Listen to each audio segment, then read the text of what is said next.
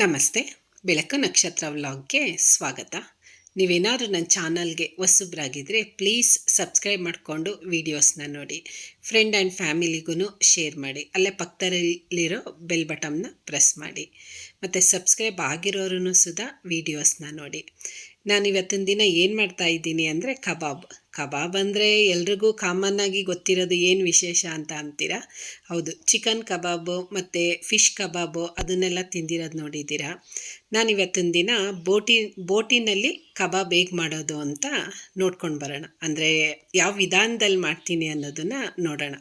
Mutton ಕಬಾಬನ್ನು ಮಾಡ್ಬೋದು ಅನಿಸುತ್ತೆ, ಯಾಕಂದರೆ ಈಗ ಬೋಟಿ ಕಬಾಬ್ ಮಾಡೋದ್ರಿಂದ ಮಟನ್ನು ಸೇಮ್ ಅದೇ ಮೆಥಡಲ್ಲಿ ಮಾಡ್ಕೋಬೋದು ಅಂತ ಅನಿಸುತ್ತೆ.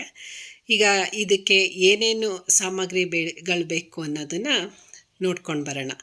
ಇದಂತೂ ಟೇಸ್ಟು ನಾನು ಇದೇ ಫಸ್ಟು ಟ್ರೈ ಮಾಡ್ತಾ ಇರೋದು. ಹೇಗಿರುತ್ತೆ ಟೇಸ್ಟು ಅನ್ನೋದನ್ನು ನಾನು ನಿಮಗೆ ತಿಳಿಸ್ತೀನಿ ಲಾಸ್ಟು ವಿಡಿಯೋದಲ್ಲಿ. ನಂತರ ಯಾವ್ಯಾವ ರೀತಿ ಯಾವ ವಿಧಾನದಲ್ಲಿ ಮಾಡ್ಬೋದು ಇದು ಬೋಟಿನಲ್ಲೂ ಕಬಾಬ್ ಮಾಡ್ಬೋದಾ ಅಂತ ಅಂತೀರಾ? ಹಾಗಾದರೆ ಬನ್ನಿ ನೋಡ್ಕೊಂಡು ಬರೋಣ.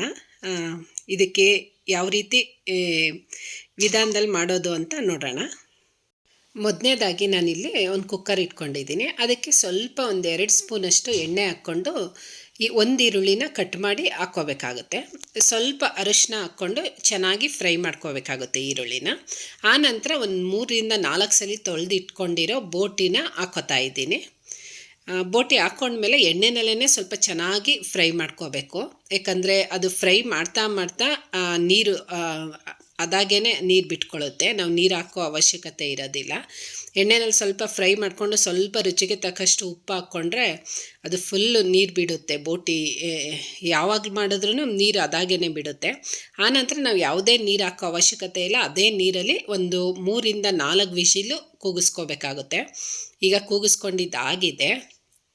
ಆನಂತರ ನಾನಿಲ್ಲಿ ಕಬಾಬ್ಗೆ ಎಷ್ಟು ಬೇಕೋ ಅಷ್ಟು ಮಾತ್ರ ತೊಗೋತಾ ಇದ್ದೀನಿ. ಯಾಕಂದರೆ ಫಸ್ಟ್ ಮಾಡೋದ್ರಿಂದ ಸ್ವಲ್ಪನೇ ತೊಗೊಂಡು ಮಿಕ್ಕಿಂದ ನಾನು ಸಾಂಬಾರು ಮಾಡ್ಕೋತಾ ಇದ್ದೀನಿ. ನಾನು ಲಾಗಲ್ಲಿ ಸಾಂಬಾರು ಮಾಡೋ ರೆಸಿಪಿನ ತೋರಿಸಿದ್ದೀನಿ. ಯಾರಾದರೂ ನೋಡಿಲ್ಲ ಅಂತ ಅಂದರೆ ನೋಡಿ. ಆನಂತರ ಸ್ವಲ್ಪ ನೀವು ಅಷ್ಟೇ ಫಸ್ಟ್ ಮಾಡ್ತಾಯಿದ್ದೀನಿ ಹೇಗೆ ಬರುತ್ತೋ ಅಂತ ಅಂದರೆ ಸ್ವಲ್ಪ ತೊಗೊಂಡು ಟ್ರೈ ಮಾಡಿ. ಆನಂತರ ಸ್ವಲ್ಪ ಎತ್ತಿಟ್ಕೊಂಡಿದ್ದೀನಿ ನಾನು ನೀರೆಲ್ಲ ಸೋಸ್ಬಿಟ್ಟು. ನಂತರ ನಾನಿಲ್ಲಿ ಕಬಾಬ್ ಪೌಡರು, 1 ಮೊಟ್ಟೆ, ಶುಂಠಿ ಬೆಳ್ಳುಳ್ಳಿ ಪೇಸ್ಟು ಮತ್ತು ಕಾರ್ನ್ಫ್ಲೋರು ಮತ್ತು ಮೆಂತ್ಯ ಸೊಪ್ಪು ಇಷ್ಟನ್ನು ಹಾಕ್ಕೊಂಡು ಮಿಕ್ಸ್ ಮಾಡ್ಕೋಬೇಕಾಗುತ್ತೆ. ನಿಮಗೆ ಬೇಕು ಅಂತ ಅಂದರೆ ಮನೆಯಲ್ಲೂ ಕಬಾಬ್ ಮಸಾಲೆನ ರೆಡಿ ಮಾಡ್ಕೋಬೋದು. ನಾನು ರೆಡಿ ಮಸಾಲೆನೇ ಹಾಕೋತಾ ಇದ್ದೀನಿ. ನೀವು ಯಾವುದೇ ಕಬಾಬ್ ಪೌಡರನ್ನು ತೊಗೋಬೋದು. ಆನಂತರ ಎಲ್ಲ ಚೆನ್ನಾಗಿ ಮಿಕ್ಸ್ ಮಾಡ್ಕೋಬೇಕಾಗುತ್ತೆ. ನಿಮಗೆ ಬೇಕು ಅಂತ ಅಂದರೆ ವೆನಿಗರ್ ಅಥವಾ ನಿಂಬೆಹಣ್ಣು ಹಾಕ್ಕೋಬೋದು.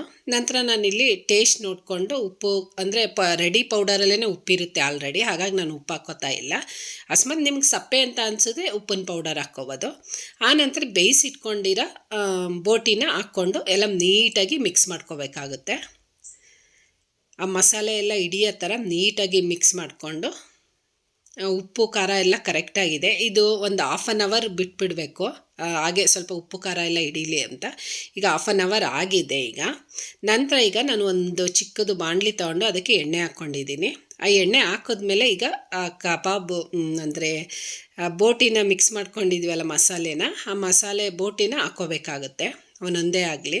ನಾನಿಲ್ಲಿ ಮರೆತುಬಿಟ್ಟು ಈ ಕಡಲೆಕಾಯಿ ಎಣ್ಣೆ ಹಾಕ್ಕೊಬಿಟ್ಟೆ. ಹಾಗಾಗಿ ಹಾಕಿದ ತಕ್ಷಣ ಎಲ್ಲ ಉಪ್ಪು ಬಂದ್ಬಿಡ್ತು.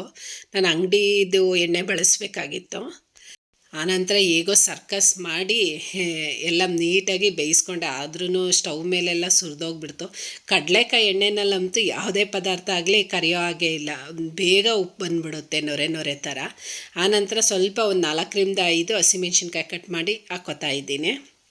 ಅದನ್ನು ಚೆನ್ನಾಗಿ ಕಬಾಬ್ ಜೊತೆನೇ ಎಲ್ಲ ಫ್ರೈ ಆಗಲಿ ಅನ್ನೋ ಕಾರಣಕ್ಕೆ ಕಟ್ ಮಾಡಿಕೊಂಡು ಆನಂತರ ಸ್ವಲ್ಪ 2-3 ಕಡ್ಡಿ ಕರಿಬೇವಿನ ಸೊಪ್ಪು ಹಾಕ್ಕೋತಾ ಇದ್ದೀನಿ. ಈಗ ಬೋಟಿ ಕಬಾಬ್ ರೆಡಿಯಾಗಿದೆ. ಇಲ್ಲಿ ಫುಡ್ ಕಲರ್ ಯಾವುದೂ ಹಾಕಲ್ದೇ ಇರೋದ್ರಿಂದ ಕಲ್ಲರು ಲೈಟಾಗಿ ಬಂದಿದೆ. ಈಗ ನೋಡಿ ಕಬಾಬ್ ರೆಡಿಯಾಗಿದೆ. ತುಂಬಾ ಚೆನ್ನಾಗಿತ್ತು ಅಂತ ಅನ್ಬೋದು. ಒಳ್ಳೆ ಕ್ರಿಸ್ಪಿಯಾಗಿ, ಅಂದರೆ ಈ ಚಿಕನ್ನಲ್ಲೆಲ್ಲ ಸ್ವಲ್ಪ ಮೂಳೆ ಇರುತ್ತೆ, ಇದಂತೂ ಒಳ್ಳೆ ಸಾಫ್ಟಾಗಿ ತುಂಬಾ ಚೆನ್ನಾಗಿತ್ತು ಮತ್ತು ಕ್ರಿಸ್ಪಿಯಾಗೂ ಇತ್ತು. ತುಂಬಾ ಚೆನ್ನಾಗಿತ್ತು ಒಟ್ಟಿನಲ್ಲಿ ಟೇಸ್ಟು. ನೀವು ಮನೆಯಲ್ಲಿ ಟ್ರೈ ಮಾಡಿಬಿಟ್ಟು ಹೇಗಿತ್ತು ಅಂತ ಕಮೆಂಟ್ ಬಾಕ್ಸಲ್ಲಿ ತಿಳಿಸಿ. ಮತ್ತು ಫಸ್ಟು ಮಾಡೋದ್ರಿಂದ ಸ್ವಲ್ಪನೇ ತಕ್ಕೊಂಡು ಮಾಡಿಕೊಂಡು ನಂತರ ಇನ್ನೊಂದು ಸ್ವಲ್ಪನ ನೀವು ಸಾಂಬಾರು ಮಾಡ್ಕೊಳ್ಳಿ. ತುಂಬಾ ಚೆನ್ನಾಗಿರುತ್ತೆ. ಈ ಕೆಲವರು ಚಿಕನ್ ತಿನ್ನೋದಿಲ್ಲ, ಆಗ ಈ ರೀತಿ ಕಬಾಬ್ ಮಾಡಿ ಕೊಡ್ಬೋದು.